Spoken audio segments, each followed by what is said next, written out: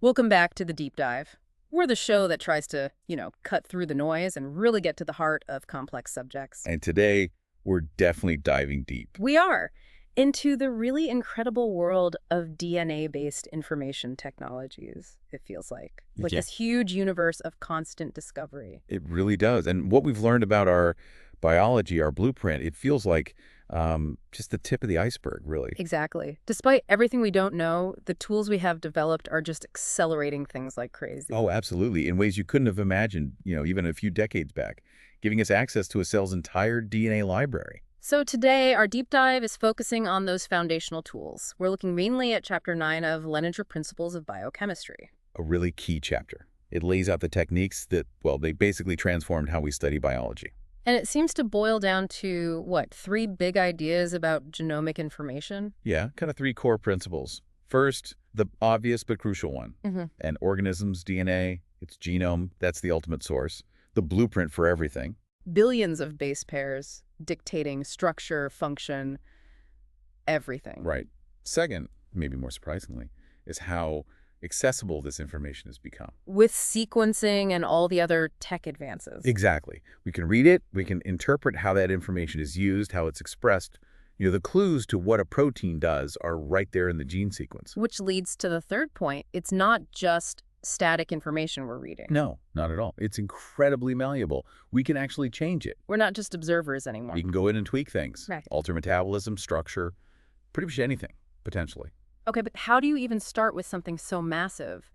These DNA molecules are the largest things in the cell. That's the challenge, right? How do you study one tiny part of this enormous molecule? Like finding one specific sentence in, I don't know, the Library of Congress? A good analogy.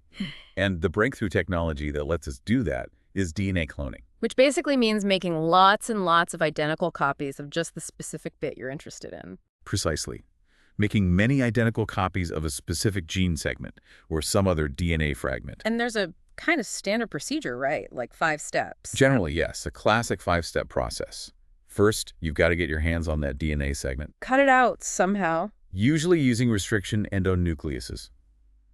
Think of them as molecular scissors. They cut DNA at very specific sequences. Or you could use PCR amplification too, Yeah. right? Or PCR, yes. A different approach to get many copies of your target sequence. Step 2 is picking a cloning vector. A carrier molecule. Right. A small DNA molecule that can replicate itself inside a host cell. Plasmids are the classic example, those little circular DNAs in bacteria. Okay, so you have your gene fragment, you have your plasmid vector. Step 3. You join them together. This uses another enzyme, DNA ligase. It's like molecular glue, Sticking the gene into the plasmid. forming those phosphodiester bonds. And what you create is called recombinant DNA, a hybrid molecule. Made from 2 different sources. Okay, step 4. Moving that recombinant DNA into a host organism, usually bacteria like E. coli. Why bacteria? Well, they grow fast. They have all the machinery needed to replicate the plasmid DNA, making millions of copies for you. And finally, step 5 must be finding the bacteria that actually took up the recombinant DNA. Exactly. Selecting or identifying the right host cells. Vectors usually have selectable markers built in. Like antibiotic resistance. That's the common one. So only the cells that actually contain your plasmid will survive when you grow them on media with that antibiotic. Well, let's back up to those restriction enzymes for a sec. They sound crucial. Oh, they are. Discovered by Werner Arber. Their natural job in bacteria is defense, chopping up foreign DNA, like from viruses. Restricting the invader, hence the name. Precisely. And the bacterium protects its own DNA using methylation, adding methyl groups to its recognition sites so its own enzymes don't cut it. Clever system. And it's the type 2 enzymes that are most useful for cloning. Yes, Hamilton Smith isolated the first ones. They're great because they cut within their specific recognition sequence. Very precise. And they often create sticky ends. Right. Short, single-stranded overhangs. If you cut your gene fragment and your plasmid with the same enzyme, they'll have complementary sticky ends that can easily pair up. Making the ligation step much more efficient than joining blunt ends. Much more efficient, though you can ligate blunt ends too. Sometimes researchers even add synthetic linkers, short DNA pieces with extra restriction sites, or use plasmids with a multiple cloning site, or MCS. Giving you more options for cutting and pasting later on. Exactly, more flexibility.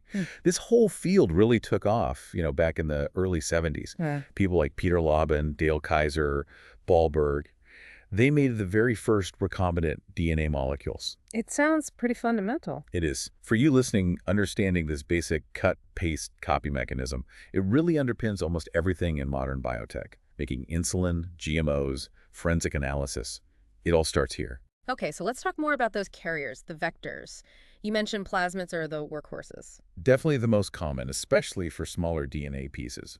These circular DNAs replicate independently in bacteria. Like PBR322, is that a classic example? A very early and famous one, yeah, from 77. Yeah. It has all the key features.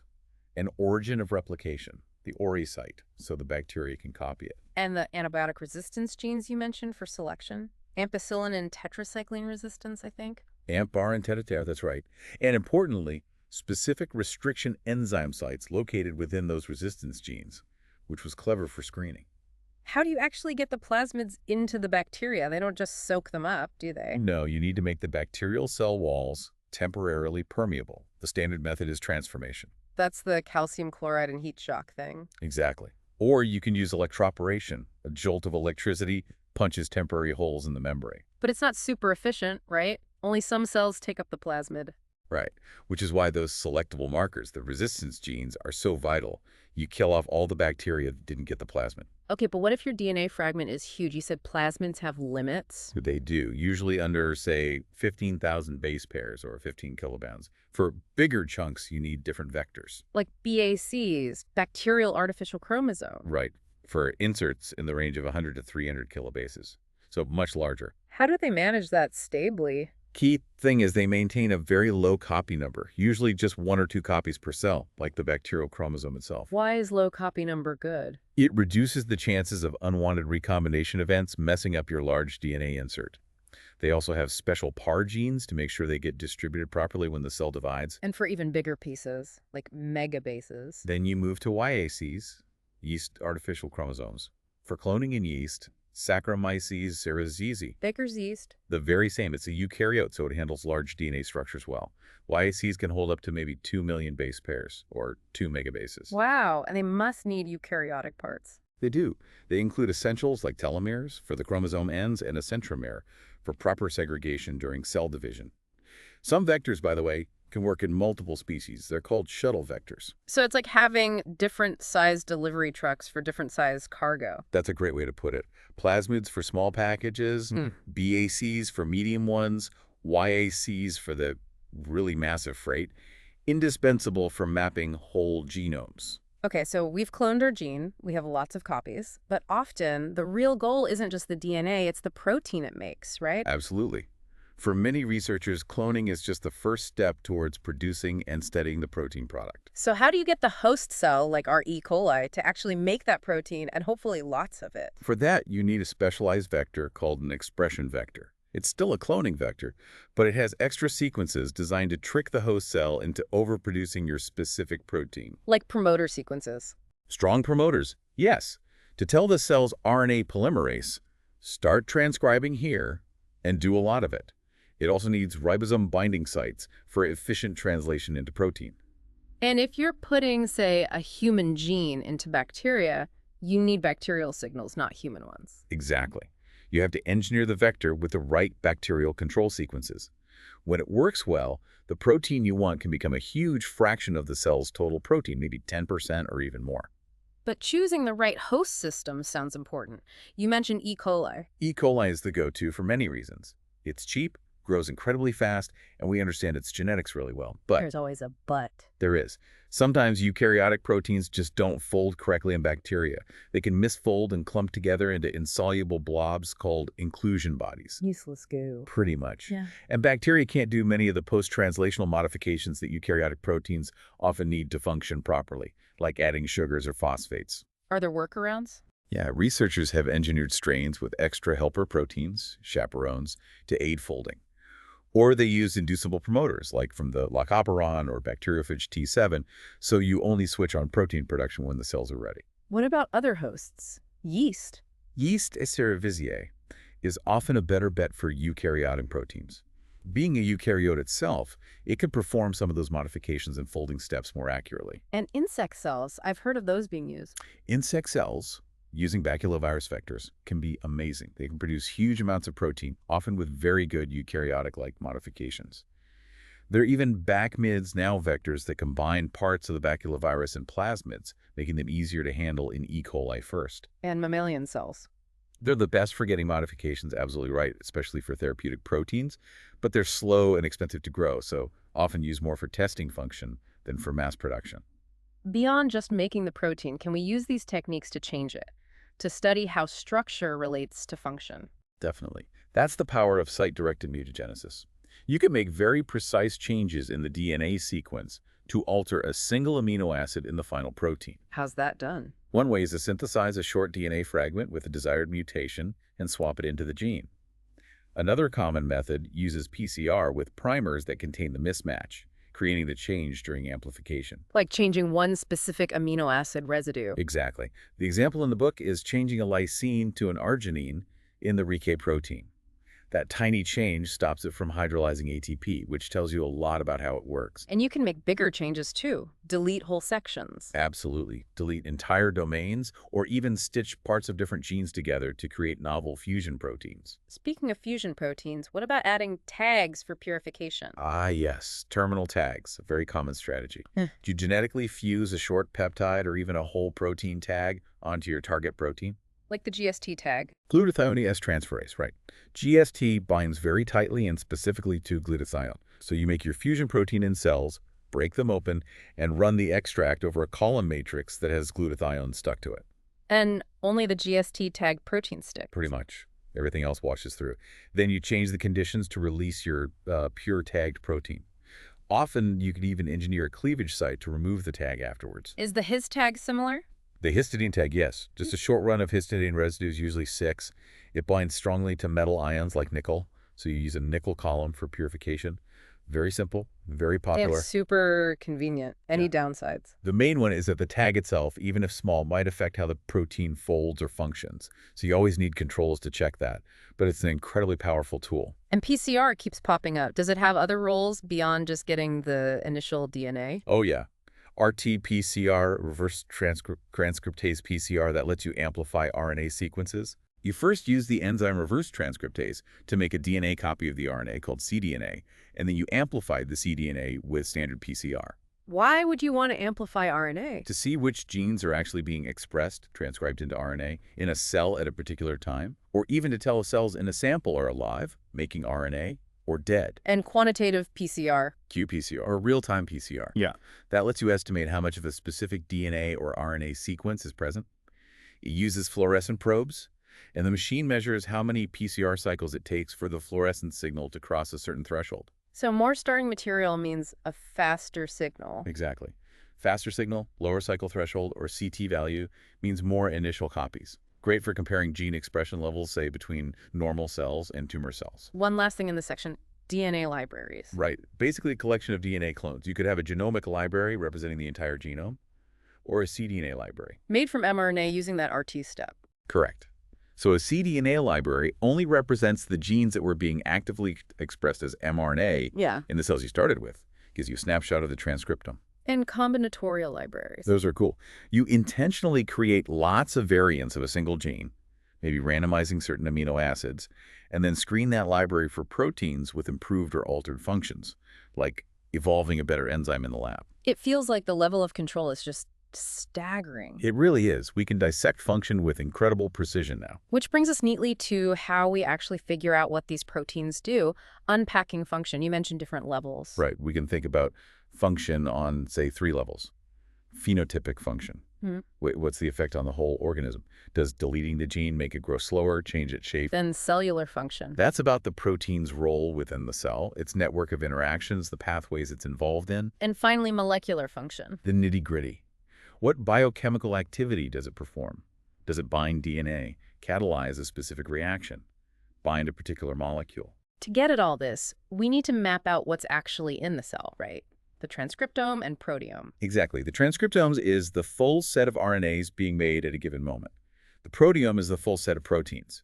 Studying them gives us transcriptomics and proteomics. And often, the sequence itself gives us clues. Comparative genomics is huge here. We use tools like BLAST to compare a new gene sequence to known sequences from other species. Looking for similarities. Right. If your unknown human protein looks a lot like a known enzyme in yeast, chances are they do similar things. We call these related genes across species orthologs, As opposed to paralogs. which are related genes that arose from duplication within the same species. Both give clues, but orthologs often point more directly to conserved function.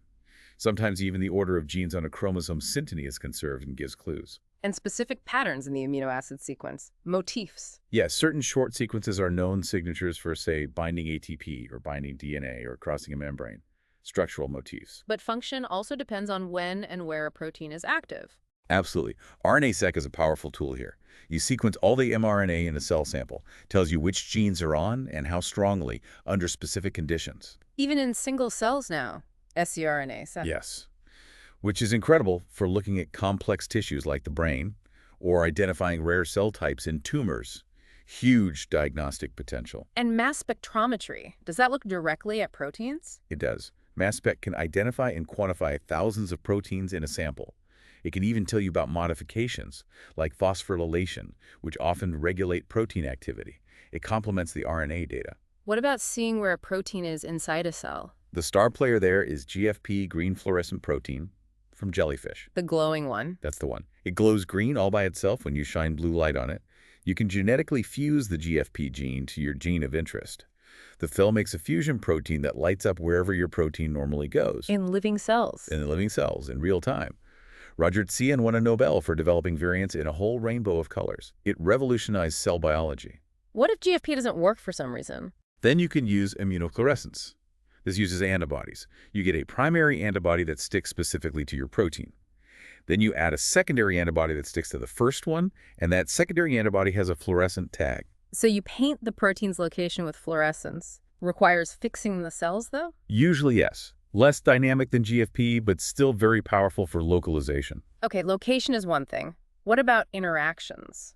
Who does a protein work with? Crucial question. One way is immunoprecipitation, or IP. If you have an antibody to your protein, maybe using one of those tags we discussed, you can use it to pull your protein out of a cell extract. And anything stuck to it comes along for the ride. Exactly. You then use mass spec to identify the proteins that co-precipitated their potential interaction partners. But you might pull down things that aren't specific. True. That's why methods like T-tap tags tandem affinity purification were developed. Uses 2 different tags and 2 purification steps in sequence. Much cleaner, fewer false positives. And there's a clever genetic method, too. Yeast 2 hybrid. Ah, yes, the yeast 2 hybrid system. Really ingenious. It relies on a transcription factor called GEL4 that has 2 essential parts, a DNA binding domain, BD, and an activation domain, AD. Which need to come together to turn on a gene. Right, so you fuse your protein X to the GEL4BD and a potential partner protein Y to the GEL4AD. You put both fusions into yeast cells. And if X and Y interact? They bring the BD and AD together.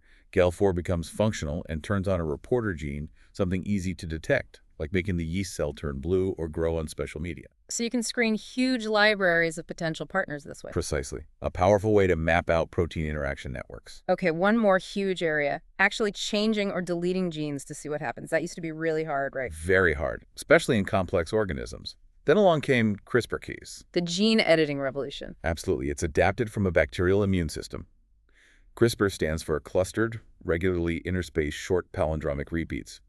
Bit of a mouthful. How does the editing part work? The Cas9 system. The most common one, developed by Daugna and Charpentier, uses the Cas9 protein, which is like programmable DNA scissors, and a single guide RNA, or sgRNA. And the guide RNA tells Cas9 where to cut. Exactly.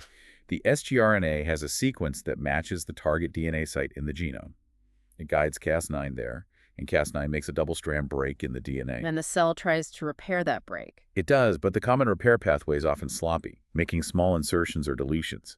This usually messes up the gene, effectively inactivating it, knocking it out. Or you can provide a template for more precise changes. Yes, you can provide a DNA template with a desired change, and a different repair pathway can use that to make a specific edit. Or engineer Cas9 to just make a single-strand nick to encourage specific mutations. The implications seem enormous. Gene drives for pest control. That's a big one being explored.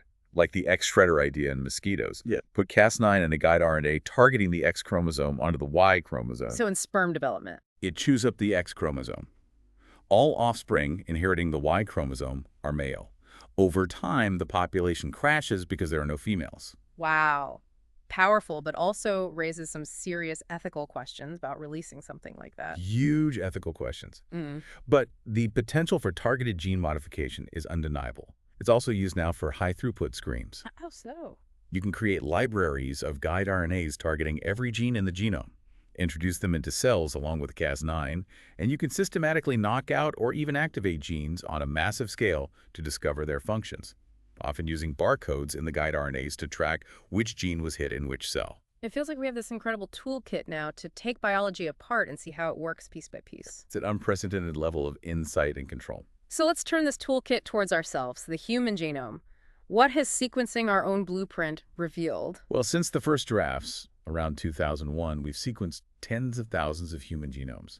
And one of the first surprises was the gene count. Only about 20,000 protein-coding genes. Fewer than rice. Yeah, roughly similar to worms and flies. Seems low for our complexity, right? That's definitely counterintuitive. So where does the complexity come from? A lot of it comes from how we use those genes. Our genes are split into coding parts, exons, and non-coding spacers, introns. And alternative splicing. That's key. We can splice those exons together in different combinations from a single gene to make multiple different protein versions. Greatly expands our protein repertoire from a limited gene set. And most of our DNA doesn't even code for proteins, right? The dark matter. Less than 1.5% codes for protein. A huge chunk, almost half, is made of transposons. Molecular parasites. Jumping genes. Essentially, yeah. DNA sequences that can copy themselves and move around the genome. They've played a massive role in shaping our evolution, actually. DNA transposons, retrotransposons. But it's not all junk. The ENCODE project showed. Right. ENCODE suggested over 80% of our DNA is functional in some way, involved in regulating genes, making functional RNA molecules we're only just discovering. It's much more active than we thought. We also have those repetitive sequences, SSRs and STRs. Simple sequence repeats, short tandem repeats, highly repetitive, found in places like centromeres and telomeres, and the variation in STRs between people is the basis for forensic DNA fingerprinting. How does all this variation, like SNPs, relate to human evolution? SNPs, single nucleotide polymorphisms, are those single base differences between individuals, occurring maybe every 1,000 base pairs or so. They're the main source of our genetic diversity. In haplotypes, groups of SNPs inherited together. Exactly. Because they're inherited in blocks, they act as markers. We can track haplotypes, especially on the Y chromosome and in mitochondrial DNA, which don't recombine much, to trace human migrations and population history. Comparing our genome to chimps, our closest relatives, it's only about a 1% difference in sequence. About 1.2% in base pairs, yeah. We diverged maybe 7 million years ago, but if you include bigger rearrangements, insertions, deletions, inversions, the overall difference is more like 4%. Like human chromosome 2 being a fusion of 2 ape chromosomes. That's a classic example. You can see where they joined. Comparing ourselves to chimps, and then using a more distant relative like the orangutan as an outgroup, helps pinpoint changes that happen specifically on the human lineage after we split from chimps. Are researchers looking for specific genes that make us human? They are.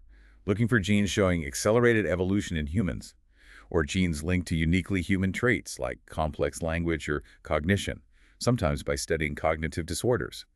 Some intriguing candidates have emerged, like RNA genes involved in brain development, such as HAR1F. And what about disease? Genomics must be huge there. Immense. Over 6,000 genetic diseases have now been mapped to specific genes. Linkage analysis was a key early technique. Following how a disease travels through families along with specific genetic markers? Exactly. If a certain marker is always inherited by family members who have the disease gene must be located nearby on the chromosome. That's how they found the presenilin-1 PS1 gene for early onset Alzheimer's on chromosome 14. And now with databases of gene function, interactions, SMP locations, it must speed things up. Massively. You might narrow down a region by linkage, then use databases to see which known genes in that region are plausible candidates based on their function. Much more targeted. So genomics traces our past migrations. Out of Africa, across the globe, yeah. We can reconstruct population movements over tens of thousands of years. And it's even revealing interactions with ancient relatives, Neanderthals. Absolutely fascinating stuff. We have high-quality Neanderthal genomes now, sequenced from ancient bone fragments. And people outside Africa have Neanderthal DNA. Up to maybe 5% in Europeans and Asians. Seems to interbred after leaving Africa. Some of those Neanderthal genes might influence things like our immune system or skin characteristics, and there were Denisovans too, Another ancient group. found from remains in Siberia. People in Melanesia and Australia carry significant Denisovan ancestry, up to 6%. Sequencing this ancient DNA, adapting forensic techniques, it's like opening a lost history book. So wrapping this all up, what's the takeaway for us today and tomorrow? The promise is huge. Personal genomics for medicine is becoming reality as costs plummet. Gene therapy, while still complex, is advancing with better delivery methods. It feels like these technologies are just going to keep shaping our future. Without a doubt, understanding and manipulating our own genome and the genomes of other organisms. It's hard to think of a scientific field that will have a bigger impact on our species going forward. So that brings our deep dive on DNA-based information technologies to a close. What an incredible journey from the basics of cutting and pasting DNA Through the vectors, the expression systems, altering proteins, to mapping protein functions, interactions, and finally, using genomics to read our own history and maybe even shape our future. it really highlights how we've moved from just observing life to, well, actively understanding it, manipulating it, maybe even redefining it in some ways. So the thought to leave you with is, as these tools get even more powerful and accessible, what completely new insights are just around the corner about life, about disease, about what makes us us. The revolution definitely isn't over yet. Thank you so much for joining us on this deep dive. We really appreciate you being part of the Last Minute Lecture family.